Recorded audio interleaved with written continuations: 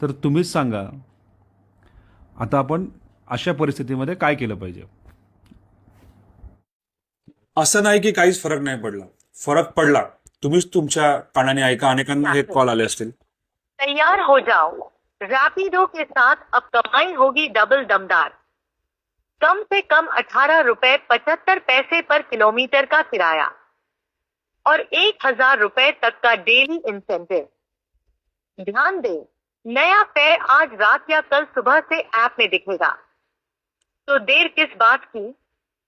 अभी log in करो और हमारे साथ जुड़े रहो। हर राइड कंप्लीट करो और अपनी कमाई को नेक्स्ट लेवल।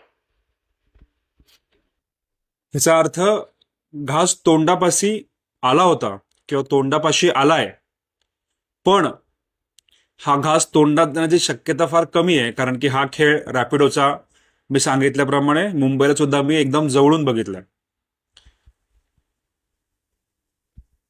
ओला सुद्धा आम्ही रेट संध्याकाळपर्यंत वाढवू असं दुपारपर्यंत बोलत होतं, पण हा जो तुमच्या तोंडापाशी आलेला घास होता, जो तुमचा रोजचा इन्कम 1000 रुपये वाढवू शकत होता, जो तुमचा रोजचा इन्कम 30,000 रुपये प्रति महिने वाढवू शकत होता, जो तुमचा वार्षिक इन्कम अंदाजे 3 ते 3.5 लाख रुपये वाढवू शकत होता, एक्झिस्टिंग इन्कम पेक्षा वाढवू शकत होता, हा तुमचा हक्काचा तोंडापाशी आलेला घास. हे जे 150 लोक, जे मगाशी मी दाखवलेल्या स्क्रीन रेकॉर्डिंगमध्ये जे गाड्या चालवत होते, त्या मूर्खांमुळे त्यांच्या पण तोंडातला हा घास गेला आणि तुमच्या पण तोंडातला हा घास गेला. आणि तुमच्याच बरोबर संपूर्ण महाराष्ट्रातले, मुंबईतले आणि नागपूरमधले जे लोक या आशेवरती होते की पुण्यातला प्रॉब्लेम सॉल्व्ह झाला की मग मुंबईतला, नागपूरचा सुद्धा होईल, त्यांच्यासुद्धा तोंडातला हा घास या 150 लोकांमुळे आज खाली पडण्याची शक्यता निर्माण झाली आहे. आणि यांना भरीसभर कोण घालतंय? म्हणजे हे 150 अचानक आले कुठं? नाही, अचानक नाही आलेत. IGF कॅब संघटनेला किंवा आपल्या ओनली मीटर मोहिमेला किंवा आपल्या एकूणच आंदोलन पद्धतीला बदनाम करण्यासाठी काही भाड्याचे टट्टू, ज्यांना सेटअप गँग सुद्धा म्हणू शकतो, हे कॅटेगरिकली प्रयत्न करत होते.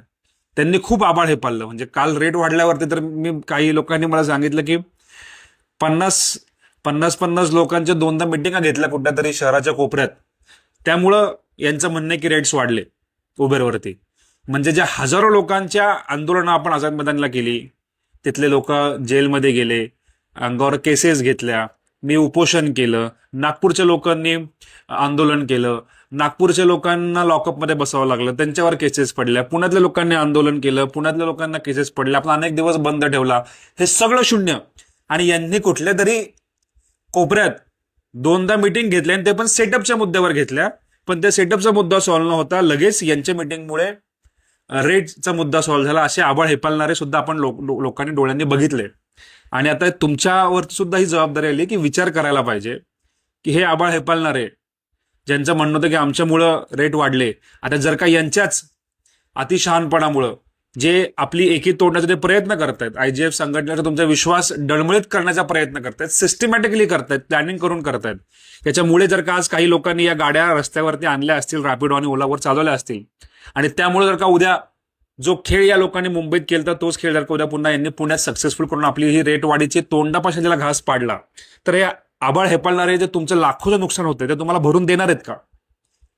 त्यामुळे तुमच्या सगळ्यांना शहाणं होण्याची वेळ आली आहे. तर शहाणे व्हा मित्रांनो.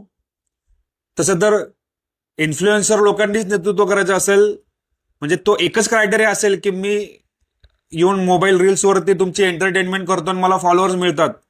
हे संघटनेचा हा जो सोशल मीडिया हँडल आहे किंवा हे जे आपलं फेसबुक इन्स्टा अकाउंट आहे, हे संघटनेचा एक छोटासा भाग आहे. हे म्हणजेच संघटना किंवा हे म्हणजेच प्रॉब्लेम सॉल्व्ह नाही करू शकत. या एका फक्त सोशल मीडियामुळे काही रिक्षाचं परमिट बंद झालं नाहीये किंवा बाईक टॅक्सीचे लायसन्स रद्द झाले नाहीये किंवा पुण्यात बाईक टॅक्सी बंद झाली नाहीये. ही फक्त एक भाग आहे.